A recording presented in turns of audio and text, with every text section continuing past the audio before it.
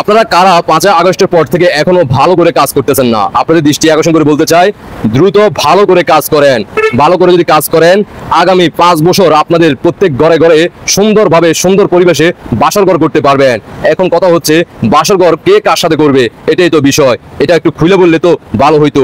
শুনে আসি আমাদের এই পর 5 আগস্টের পরবর্তীতে নেতা কি বলে। ভালোভাবে কাজ করেন, ইনশাআল্লাহ আগামী 5 বছর আগামী আপনাদের বাড়িতে সুন্দর সহবাস করতে পারবেন, সুন্দর সহবাস করতে পারবেন, সুন্দর সহবাস করতে পারবেন।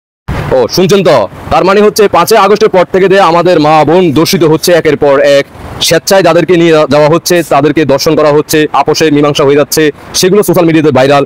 সম্মতি দিচ্ছে না, তাদেরকে গণদর্শন করা হচ্ছে দিনের আলোতে এবং কি রাতের অন্ধকারে প্রকাশ্যে বিভিন্ন মিডিয়াতে আপনারা দেখছেন সেই ধরনের ভিডিওগুলো। তার জন্য কি ভালোভাবে কাজ করা হচ্ছে, প্রশিক্ষণ দেওয়া হচ্ছে আগামী 5 বছরে প্রত্যেক ঘরে ঘরে সুন্দর করে বাসঘর করার জন্য? বাংলাদেশের মানুষ আপনাদের দৃষ্টি আকর্ষণ করে বলতে চায়, ওদের মনের ভাষা, ওদের মনের উদ্দেশ্য, ভবিষ্যতে তারা কি করবে তারা নিজেরাই প্রকাশ করতেছে। 5 আগস্টের পর থেকে আমাদের একের পর এক শিশুকন্যা থেকে শুরু করে বৃদ্ধ নারী থেকে শুরু করে ধর্ষণের শিকার হচ্ছে, সেটা আপনারা অবগত আছেন। বিএনপি জামাত সবাই কিন্তু এভাবে কিন্তু দর্শন করে যাচ্ছে।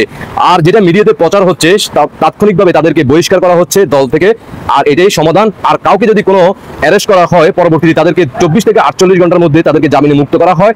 বিএনপি এবং জামাতের নেতাকর্মীরা যাইয়া ওইখানে ফুল দিয়ে তাদেরকে বরণ করে নেয়। ইতিমধ্যে আপনারা জানেন সালাউদ্দিন সাহেবের সহপাঠী একজন নারী দর্শিত, একজন চলচ্চিত্রের নারী দর্শিত, একের পর এক আপনারা জানছেন।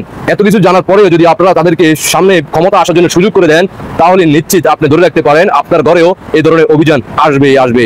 আশা করি বুঝতে পারছেন। ধন্যবাদ সবাইকে। আল্লাহ হাফেজ।